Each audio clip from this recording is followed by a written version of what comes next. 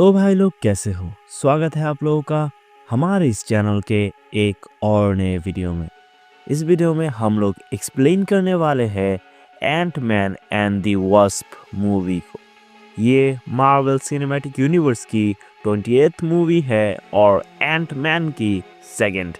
तो चलिए अब हम लोग चलते हैं सीधा इस मूवी के मेन एक्सप्लेनेशन की तरफ। तो इस मूवी की शुरुआत होती है अतीत की एक कहानी से, जहां पर हैंक पिम और उसका वाइफ एक बार एक मिशन के दौरान एक मिसाइल को रोकने जाते हैं। जहां पर उस मिशन के दौरान उन लोगों को उस मिसाइल को रोकने के लिए बहुत छोटा होना पड़ता है, जो कि हैंक पिम का सूट का रेगुलेटर था वो ख़राब हो गया था। इसके लिए उसकी वाइफ जेनेट ये काम करती है, जहाँ पर वो उस मिसाइल को रोक तो लेते हैं लेकिन हमेशा के लिए क्वांटम रियल्म में फंस जाते हैं। फिर हम देख पाते हैं ये सब कहानी हैंक सुना रहा था उसकी बेटी होप को, और वो बोलता है कि उसने सोचा था कि उसकी बीवी जेनेट अब नहीं रही, लेकिन जब स्कॉट क्वांटम रियल्म में जाके वापस आने में सक्सेसफुल हो जाता है एंट मैन 1 मूवी में, तब उसे ये फिर से लगता है कि जेनेट अभी भी जिंदा है। तो वो एक नया मशीन बनाता है जिससे वो क्वांटम रियल्म में जाके उसकी बीवी जेनेट को बचा लेंगे।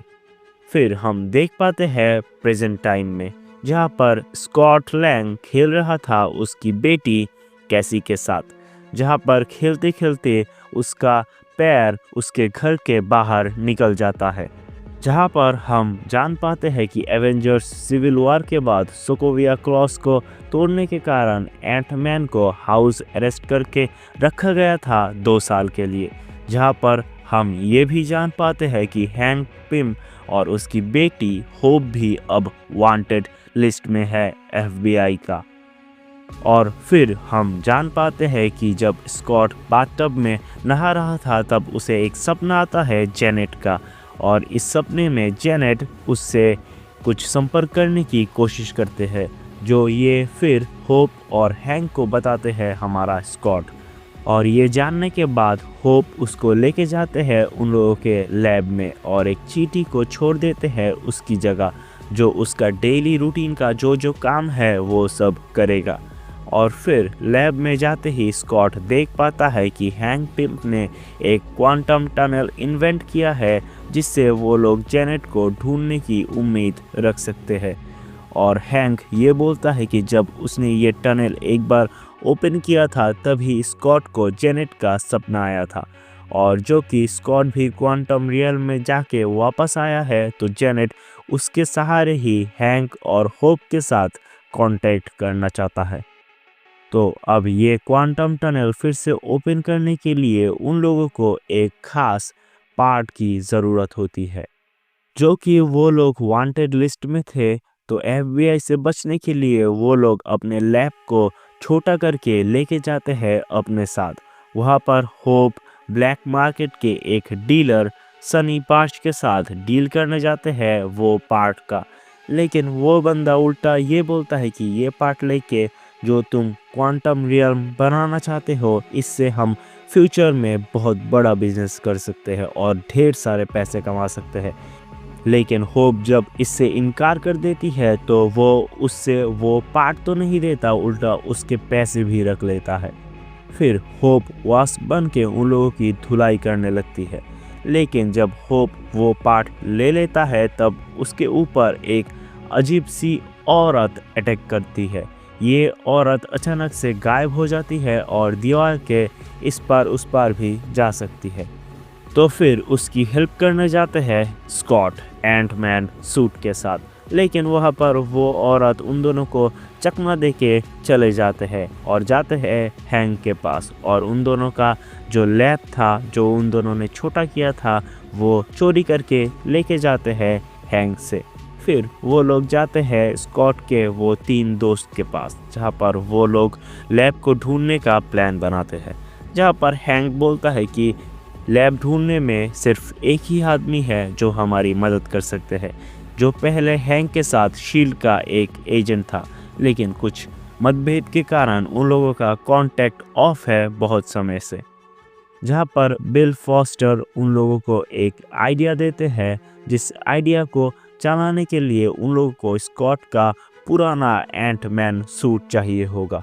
तो वहाँ पर स्कॉट बोलता है कि उसने वो सूट नष्ट नहीं किया था, वो सूट अभी भी सेफ है। फिर वो लोग उस पुराने सूट के साथ ट्रैक कर लेते हैं लैब का लोकेशन और चले जाते हैं उस लैब के पास। जहाँ पर जाते ही वो देख पाते हैं कि वो लड़की सूट से काफ़ी दूर है और वो लड़की अब सो रही है, जो बार बार गायब होती है। मूवी में इसका नाम होता है एवा, और एवा उन सब को डोमिनेट कर देते हैं वहाँ पर जब वो लोग जाते हैं। फिर वहाँ पर हम देख पाते हैं बिल फॉस्टर को, जहाँ पर हम जान पाते हैं कि बिल फॉस्टर मिले होते हैं एवा के साथ, और वहाँ पर हम जान पाते हैं एवा की पास्ट हिस्ट्री, जिसके पिता हैंक के साथ काम करते थे क्वांटम रियल्म को लेके। लेकिन जब वो हैंक से कुछ अलग सोच के कुछ अलग ट्राई करते हैं, तब हैंक उसको बदनाम करके वहाँ से बाहर निकाल देते हैं। तो वो अकेला ये एक्सपेरिमेंट करने की कोशिश करता है, जिस एक्सपेरिमेंट के दौरान उसकी वाइफ और वो खुद तो मर जाता है, लेकिन उसकी बेटी यानी एवा के पास कुछ पावर्स आ जाते हैं। जहाँ पर शील्ड उसको ठीक करेंगे ये दिलासा दे के बहुत सारे मिशंस कंप्लीट करवाते हैं। तो वहाँ पर बिल फॉस्टर उसको मदद करने की ठान लेता है, जहाँ पर बिल ये भी बोलता है कि इसके कारण एवा दिन ब दिन मरने के करीब जा रहा है। जहाँ पर बिल फॉस्टर बोलता है कि इसको ठीक करने के लिए अब सिर्फ वो क्वांटम टनल ओपन करके जेनेट से इनर्ट लेके ही एवा को ठीक करना पॉसिबल है। इसके लिए ही उसने वो लैब चोरी किया था, जहाँ पर हैंक गुस्सा हो जाता है कि इससे जेनेट मर भी सकती है। फिर वहाँ पर प्लानिंग करके वो तीनों वहाँ से आज़ाद हो जाते हैं और वो लैब लेके भाग जाते हैं। फिर हम देख पाते हैं जेनेट स्कॉट की बॉडी में आ जाती है, और जेनेट की आइडिया से वो लोग इस बार क्वांटम टनल को ओपन करने में सक्सेसफुल हो जाते हैं, जहाँ पर वो लोग तैयार होते हैं क्वांटम रियल्म में जाने के लिए। लेकिन तभी लुइस कॉल करके स्कॉट को बोलता है कि FBI और एवा आने वाली है वहाँ पर लैब को ढूंढने के लिए, और अगर FBI को तुम घर में ना मिलो तो तुम्हारी सज़ा और भी बढ़ जाएगी। तो वहाँ पर स्कॉट वो एंटमैन सूट पहन के चले जाते हैं अपने घर की ओर, जहाँ पर FBI जब जाती है वो वहाँ पर स्कॉट को ही देख पाते हैं, क्योंकि तब तक स्कॉट पहुँच गया था अपने एंटमैन सूट के साथ अपने घर पे।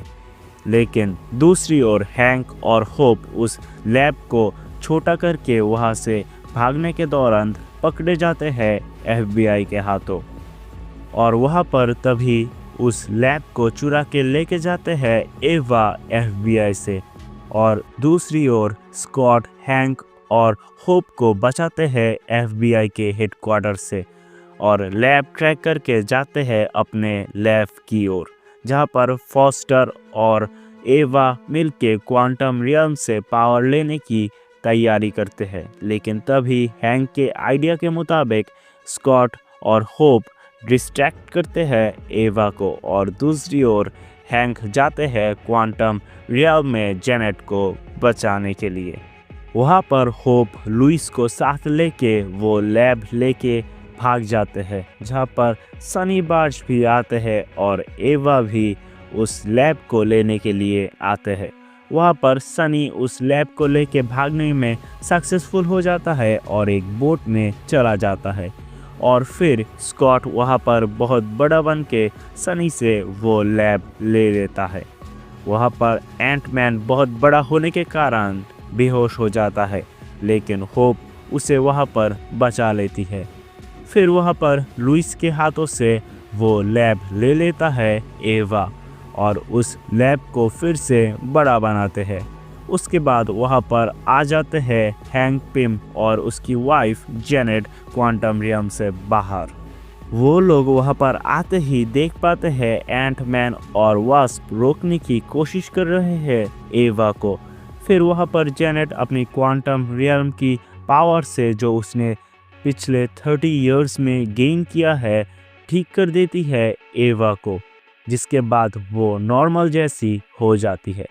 फिर जब FBI फिर से आते हैं स्कॉट के घर उसको चेक करने, वो लोग देख पाते हैं कि अभी भी स्कॉट पहले जैसा ही अपना डेली रूटीन फॉलो कर रहा है। फिर हम देख पाते हैं कि अब स्कॉट का हाउस अरेस्ट का 2 साल कंप्लीट हो गया है। इस मूवी के पोस्ट क्रेडिट सीन में हम देख पाते हैं हैंक पिम, जेनेट, होप और स्कॉट मिलके क्वांटम रियल्म को लेके कुछ काम कर रहे हैं। तभी वहाँ पर जब स्कॉट क्वांटम रियल्म में फंस जाता है, उसको 5 सेकंड के बाद वहाँ पर निकलने का दायित्व होता है हैंक पिम, जेनेट और होप के ऊपर। लेकिन वो लोग 5 सेकंड में उसको नहीं निकाल पाते, क्योंकि तब तक थैनोस ने स्नैप करके उन तीनों को गायब कर दिया होता है और वहाँ पर एंट मैन क्वांटम रियल्म में फंस जाता है। और इसी सीन के साथ इस मूवी की कहानी यहीं पर ख़त्म हो जाती है। नेक्स्ट मूवी होगी कैप्टन मार्वल। तब तक के लिए बाय बाय।